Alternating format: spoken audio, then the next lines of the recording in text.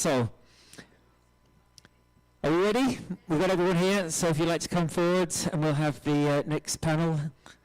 So please welcome back on stage to host the event, Carmen Franco. Thank you. I'll pass you the microphone again.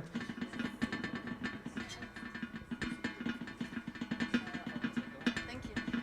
Yeah, thank you so much, and welcome back to the topic of NFTs, my favorite topic. And welcome back, Nisa. I will introduce him quickly, as many of, or some of you have not been here before on the art panel. Nisa is a dear friend I know from Dubai. Dubai has a certain community too, right? So it is great to see you here, coming all the way from the V family to Monaco. He's a big collector of bored apes. He has the biggest collection of bored apes, actually. So applause for Nisa to be here for the Meta Entertainment World, please. Hi, guys. Then it's all about apes and monkeys today. And we introduced the Drunken Monkey Club founder, Gary Berry, our sponsor also of the Meta Entertainment World. And he's doing a fantastic project on concierge service, linking NFT to usability, to a concierge service, so we will find out a lot about that. Applause for Gary, please. And we have a very special guest on the other side, and I'm happy we all connected earlier. There's so much to talk about. So Mr. Laren Hervé is here, coming all the way to Monaco. He is, founder of the ApeCoin. He is, actually also founding a metaverse of the Ape Club, the other side, and it's quite stunning to have you here today.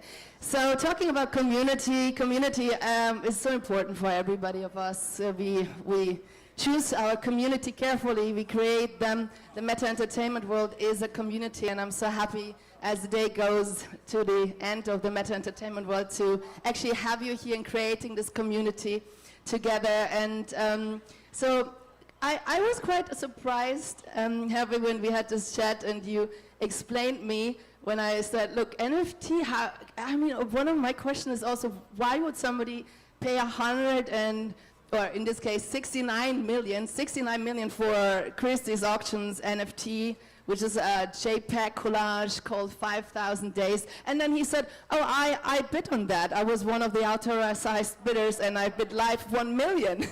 So I said, please explain me that. What motivated you to be part of that and to believe in that project? Thank you so much for having me. So, so I feel I have several jobs within the space itself. So one of them as advisor of Horizon and Horizon Labs, when Yugo Labs, the founders of Bored Ape, interviewed a lot of people within the space to find out who was going to be their blockchain partner and to give them the first task of creating the ApeCoin, we're fortunate enough to be selected. And 6 months ago, when I was talking to people about the ApeCoin, and there was a big founding round that was being put together to raise money to launch that project, one of the things that a lot of people didn't realize is the power of the Bored Ape community. Yes, they saw the price keep on going up, but what I feel the best, more fun job that we have as Web 3.0 professional is to monetize audiences. So, when somebody says, well, I have, 1 million followers in Web 2.0, no, the central unit have a million followers. The Facebook, the Instagram have 1 million followers. Our job is to monetize that audience and it's created. And I think you mentioned the metaverse. My involvement with the metaverse is, so I'm advisor with Decentraland's largest land district. So Decentraland is a foundation, and then you have landowners. And from 2017 to today, we created the #1 commercial zone in the metaverse and the #1 entertainment zone. So on our piece of land, we have 80 NFT galleries, OpenSea as our tenant, Honda Group, Boston Consulting Group, all of them are our clients, and we help these companies migrate from the real world to the metaverse. And regarding the other sides, we became one of the largest landowner on the other side, and now I'm thinking how we are actually going to monetize it. But to come back to your questions about NFTs and communities, the way that I approach this is to see, well, what kind of brands are great in the system and what kind of brands have, great communities, and how can we manage this. So a couple of months ago, I was approached by an owner of our Premier League football team, and he says, well, wouldn't it be interesting to have the community owning through NFT and through a DAO to actually make decisions in the club itself. So there's that famous say in the US, which was in that HBO show Billions, the owner doesn't fire the coach, it's the town who fires the coaches, the owner just gives the message. And the DAO system that we want to put together is to actually involve the fan base and to make the decisions. Should an striker be sold? Should we buy certain players? Should we put more money into developing young talent? So to answer your question, the way that we saw it with the Bored Ape, which for us is obviously was a life-changing moment for the organization, where we're supposed actually to do a $40 million raise, and we canceled that just because of the success that brought us to our organization, is to how to create valuable NFT projects. Then after that, creating that DAO, that tokens, after creating that metaverse, and now we're actually looking at creating chains within that ecosystem itself. Very fascinating. You explained me earlier, it's basically one company dealing with all of these aspects, and I'm very happy to have you here with your expertise. Nisa, how do you see it coming with the NFT and community? Maybe you want to explain to our audience in also very simple, in a simple way, where is the link between a community? Why is a community important for an NFT? Yeah, thank you to have me a second time. I'm gonna bother you again. So, first of all, I want to pay tribute to the community of Bored Apes, which is one of my favorite as VFriends as well.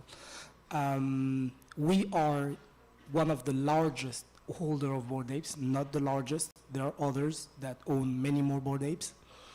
We want to thank you, Hervé, for ApeCoin, because that was something that was game-changing for what we're building, which is the first NFT fund in the world, and we're basing our entrance based on what the record of ApeCoin did for us as holders. So just for the audience to know, if you own a Bored Ape, one of the 50, so we created 1 billion tokens. 15% of those tokens were reserved for Bored Ape owners. So each Bored Ape, at the moment of the release of the Ape coin, got $100,000 from us. So airdrop directly on their wallet on Monday morning. So if you had 20 of it, that's $2 million that was dropped overnight to you. Happy birthday. Happy birthday. Yeah, thank you so much. But here's what we did. We reinvested in Bored Ape. That's how communitarian we are. And you asked me, you said you were really keen to know how we used those ApeCoin. And because we are feeling that we're building something that is way bigger than us, with an entry point in a collection of 10,000 collectibles, so there is not one ape more, it's only 10,000, we feel that we need to put back everything inside, or at least most of it, so that we can keep on building on top of that and help the community. So to answer your question, how, why, communities, etc., everything starts with the agreement of and the acknowledgement of an idea. As human beings, we decide this is a table, this is a chair. If we decide as a common human beings that this is a dog, it becomes a dog. So Bored Apes became what they are because we as a community of people holding Bored Apes, we decided that they were Bored Apes, meaning that they were the collectibles that will skyrocket. And they're still the number one. Yeah, they're still the number one. They both, as I said later on, before in the afternoon, they both CryptoPunks, which were the number one before them. But the community of CryptoPunks were not as active as the Bored Apes. I always say the CryptoPunks is the English royal family, and the Bored Apes are the Kennedys. So we had that feeling of having something that was in movement. And that's so important to emphasize for everybody to understand that with the community comes activity. So Bored Apes have a lot of events, a lot of also stardust attached to it, and there is kind of a very, let's say, Exclusive club. That's what you're forward-thinking saying. crowd of people that come together on different events in the world. So this is important for the community. And talking about community, now, Gavin, how will you set up your community for the Drunken Monk case? Yes, so thank you for being here today again. With regards to the Drunken Monkey community, I think one thing we should emphasise a little bit more is something Nizar touched on earlier with his earlier speech was, you know, never before have retail investors been so exposed to investment opportunities at early stage companies. And if you are an educated investor, you would know more, whereas right now, anyone in this room or anyone anywhere, barbers, people in cafes, can invest into NFTs and tokens for early stage crypto projects that they don't really know anything about. So the most important thing I think for a community is be able to build trust within your community to make sure that whenever you're suggesting you're going to do something, you're actually going to deliver on that, okay? Meet all of them expectations. And for us with Drunken Monkey, it's most important because we've kind of looked at this as a different model. We use the traditional way of starting any company where, you know, you have your seed round, you have your private investors, you build out your technology, then you do your marketing. We're not one of them NFT projects that just, you know, we're just putting a coin out there and trying to get huge exposure from lots of social influencers to drive it. So touching on all the points that have been made, I think that having a strong community in the NFT space is paramount, and it's very hard to build that, yet very, very easily lost if you do things the wrong way. Gavin, I think you're doing great. You were sold out within the first 3 weeks, you told me. Well, yes, so our private round was 6 weeks ago. We sold out the private round in just under 20 minutes. Under 20 minutes, okay, yes. that's not too bad. If you allow me, I'd love to say about monetization. You say your job is how can we monetize this? And I think people do not realize that we enter an era of the tokenization of everything. Everything is going to be tokenized, even people. It didn't happen yet, but it's coming. Let me tell you how. Imagine someone having 2 million followers on Instagram, plus 2 million on TikToks, plus 1 million on Facebook, okay? Now imagine if that person says, I'm dropping an NFT collection of 2,000 collectibles that are related to my earnings for 3 years. I will share with you 40% of my earnings for 3 years. And then all the contracts that I'll be signing with all the big brands that you know, that I show you on my videos that you like, you will get 20% out of it. And then I will also open 2 boutique hotels, one in Paris, one in London, where we will have to get in for 50% of the price. But for that, you will have to pay $5,000 in NFT. So this woman or that guy who has 2 million followers, who loves him so much, look at him every day, would find a way to pay $5,000 for that. But if you do the math, 5,000 times 2,000 NFTs, that means he or she will raise something like $10 million, if I'm not wrong. Can you please become my financial advisor? So then, once they receive these $10 million, they can go buy that boutique hotel in Paris, buy that boutique hotel in London, and start giving the promise. Go to the brands and say, I have 2,000 clients, new membership, can you give them the same price that I have with you? And that's how you can monetize. Now think about Cristiano Ronaldo doing that with his 80 million followers. Would he be able to find 10,000 people that are able to give $5,000? So raising $50 million will be that easy. Then you build the promise. This is crowdfunding under adrenaline. Very interesting. What is expert saying? And I think also, you know, one of the biggest misconceptions when we hear about those numbers, those $69 million numbers, those $300,000 for a Bored Ape. A Bored Ape, the mint price was 0.08 Ethereums. That's $237. The CryptoPunk mint price was actually 0. It was free. It was given. So the value that was created was the value for Yugo Labs of secondary sales. They take a percentage of secondary sales.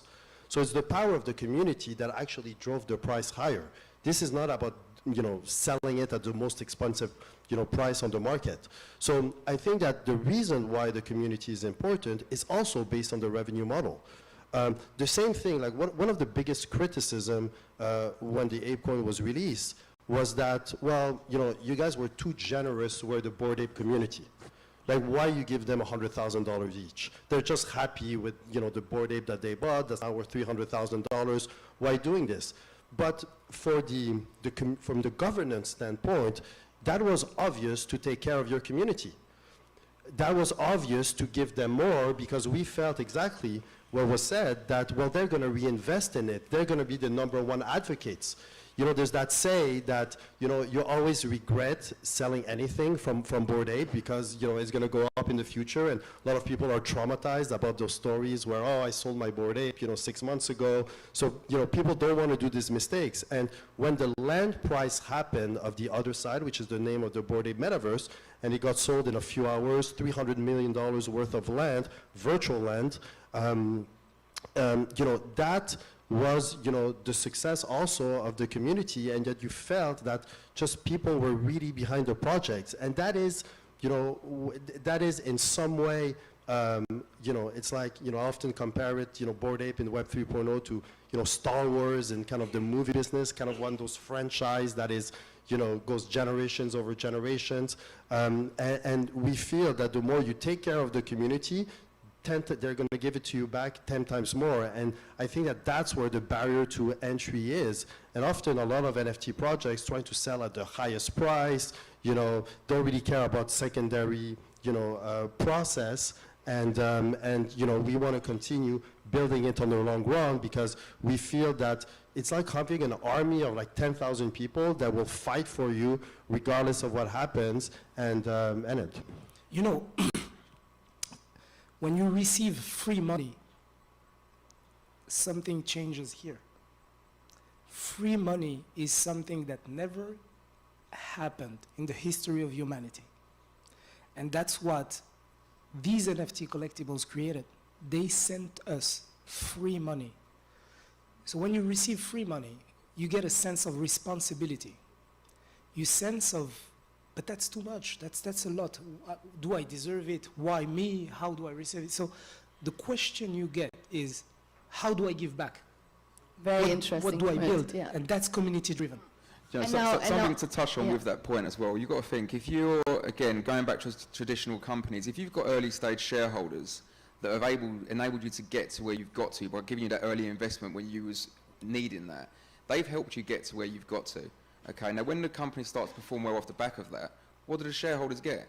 They get dividends based upon the performance. What you've done with Bored Ape is very similar. You've rewarded your community, and once you give something back to your shareholders, which is effectively what they've become, they're going to then they buy into the project. They're there to help you. When you've launched other side, they're supporting you all the way because they know that you're genuine. They know that you're there for them. And I think that's important. Gavin, and can I ask you, because let's take it a little bit back to the baby steps. How can you create a community? What does make a great community? How does it happen? Yeah, it's a good question. It's very difficult. It's a lot of blood, sweat and tears and a lot of hours, I think, that has to go into that. As I said, it's about building out a lot of trust, being able to show credibility, understanding of the space, of not just the crypto space, but obviously the actual sector that you may be trying to disrupt using the innovation of the blockchain technology. And it's a long process. If somebody thinks they can go and launch an NFT project overnight, and they've got no experience, they're going to be misunderstood. It's not going to happen. It takes a lot of commitment, time and effort, which I'm sure both of you can vouch for. You're working with VFriends. Look at the community behind them. How long did it take for him to get to where he's got to? That's not happened overnight. I think building a community should be based on values, common values. If you have a common values, which is having a pinpoint in the future, and you say we want to go there, no matter where everyone is moving, we have the same goal. So that's what makes a great community, having a goal. And those who were early in this space know that the narrative from the beginning of holding a VFriend or Bored Ape or CryptoPunk was changing the status quo, changing the paradigm, building a world that is different than the world we live in for hundreds of years. I'm not spitting on the world where I live.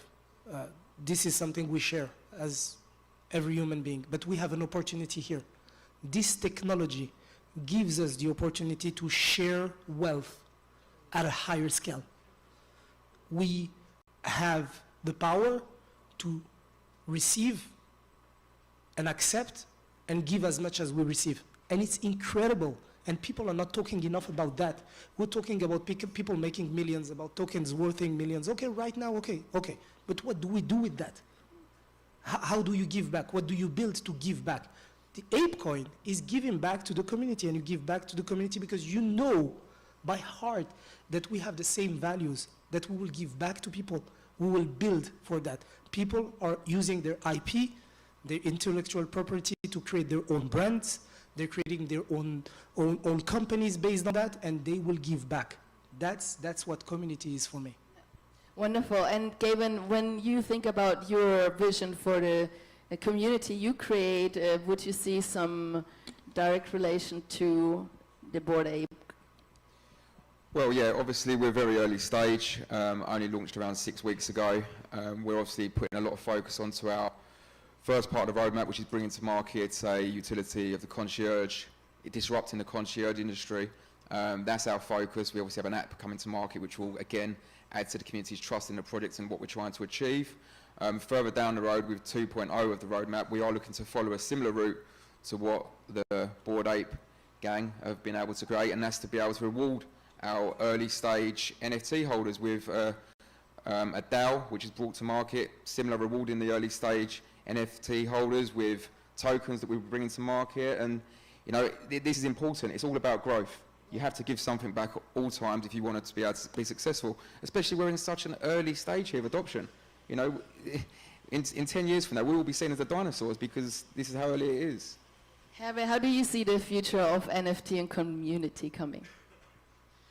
So the first that I approach, often we think about NFT as art, but for me, art was the third NFT that I really invested in. And starting with the Beeple auction, when Christie's were doing their auctions and called me and say, hey, you know, would you be interested in bidding on it? For me, it was a continuation. The first NFT that I actually bought was my name, was my identity as an avatar on Decentraland. So I bought a bunch of names of all my family relatives. And I felt, well, that's an NFT, that's my identity, and that's really a one and unique thing. And my name on the metaverse, I will never sell it. I mean, that's beyond my identity.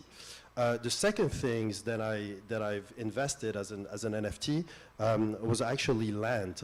So my mother is Venezuelan, so that's how I got into Bitcoin in 2013. Needed to send money to Venezuela, and I thought, well, you know, as a hedge, you know, against inflations in countries that don't have any economy, well, land, real estate is actually the way to go. So I looked at, well, Bitcoin is disrupting the $10 trillion gold industry. What is the largest store of value in the world was real estate. So I thought, well, that actually makes sense to buy virtual real estate. Not only that, but then I can monetize it by having casinos on it, by having art galleries. So I said, well, you know, I looked at, you know, what's happening in the real world and said, well, you know, what are the real estate that usually in the most expensive areas in the world where art galleries? So I'm like, well, I'm going to create art galleries, you know, within my real estate. And then that's why, you know, bid it on the Beeple auction, said, well, I'm going to need it, you know, to put it in my gallery. Therefore, it's going to increase the value of the land, but also the value of the neighborhood itself. So it was very kind of rational approach around it. And then after that, that's where I got into, you know, art in general. But, you know, when it relates to building, you know, a community within a land is actually very difficult. You know, when I look at the metaverse itself, building it is one thing, but actually, you know, having an ecosystem, you know, we have 80 NFT galleries in our districts, and on the 80 galleries, every day you need to have events. So we had Boy George launching their his NFT collection. We had Ice Cube on it. We have my... Sorry, can we just briefly explain? I think you're talking about Decentraland and about the Vegas district that you own. The Art Village, yeah. Well, I'm an advisor and shareholder of it, and it's you know, the largest land district within Decentraland. So my neighbor right next to me is Honda Group with their Acura brand. So Acura of Decentraland is there. They're selling 500 NFTs of cars. But you need to really build that network effect, which is, I often feel that people underestimated how difficult it is to actually build that ecosystem. Or the 3 casinos that we have on our land, every day they put a schedule of the events that are happening, you know, on a daily basis, you know, with drops, free gifts, etc. So I think that building that, giving a reason to come for people to go and to log in is really the value. So I do believe in virtual land as one aspect of it. And the other thing that I really believe in is the utility behind NFT. So today, actually yesterday, we released the whitelist, today the allow list of 11 nightclubs. So 11, one is one of the most successful nightclubs in Miami, first nightclubs who accepted Bitcoin as a mode of payments, made over $5 million transactions. And that utility NFT, that membership card, 1,111 NFTs, they own actually Bored Ape number 11.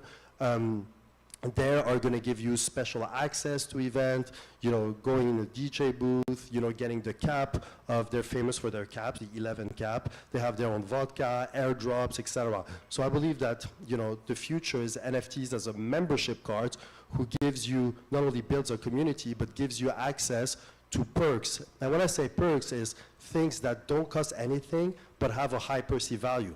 You know, how much is it to go in the DJ booth behind Diplo?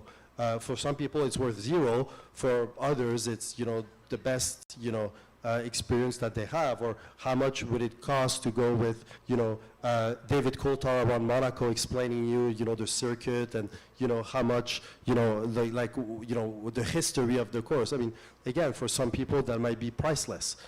So I think that that's something that I really think through, is monetizing audiences and selling things that don't cost anything but have a high perceived value. Wonderful, yes, the added value. You also just came, Nizar, from Gary Vee family, and Gary Vee, he's a pioneer in adding value to his members, to his family, by giving lectures, personalized lectures even, and it's a wonderful thing to create this with, with something personal. I first of all would like to, for those who don't know who's Gary Vaynerchuk, he's, in my opinion, the Steve Jobs of marketing today, of social media. So when, as a digital and social media strategist for years, I used to look up to him, hear what he said, how he said it. The day he said, I am going to bring utility on NFTs, is the day I decided I will invest on NFTs. It happened that way. Wonderful. And he used to say, and he say it a lot, you have to do your 50 hours homework before doing anything. So I started my 50 hours homework by going to OpenSea. And the first thing I saw was a Bored Ape related to that, clicked on it, bought it, my first NFT ever. And then I minted a VFriend and his community, because I got in the community of VFriends because it was easier, because that's what I wanted to do. I realized that I was surrounded by like-minded people who had the same vision, who wanted the same thing. They were kind, they were helpful. Gary was here giving us the words, and we were just like cherishing each other. And then I realized, okay, this is stronger than just a picture. This is having access to, it's a membership. And then we realized that, okay, Gary Vee's, every NFT will have its own utility. You can have this type of conversation with him, you can meet this type of people, you can do this, this, and this. And then you realize it's a technology, and you have to build around that. That's Oh, wonderful. Thanks for coming all the way from Gary Vee directly to Monaco. And thank you, Gary. Thank you, Herman. Thank you. I love this panel. Thank you so much for being here. Well, once again, I feel like I'm interrupting a very interesting panel. Such wise words, such interesting topic of conversation. I'm sure you'll have a chance to carry on later on, but thank you so much for your insight into a very fascinating subject. Let's give one more round of applause for the panel this evening. Thank you, Carmen. Thank you, panel. And good luck with